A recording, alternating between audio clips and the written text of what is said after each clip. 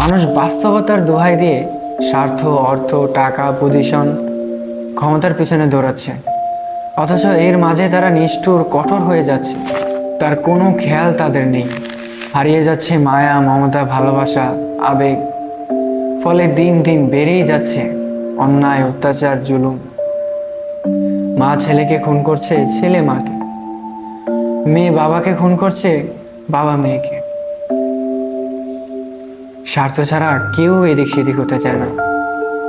নিজের স্ত্রী নিজের স্বামীর গোপনাঙ্গ কেটে ফেলছে, পরকীয়া করে বাচ্চা ডাস্টবিনে ফেলে আসছে। সবকিছুই স্বার্থ আর অর্থ, বাস্তবতার দোহাই দিয়ে এড়িয়ে যাচ্ছে। আমরা আমাদের নিজেদেরকে এবং আমাদের ভবিষ্যৎ প্রজন্মকে কোথায় নিয়ে দাঁড় করাচ্ছি?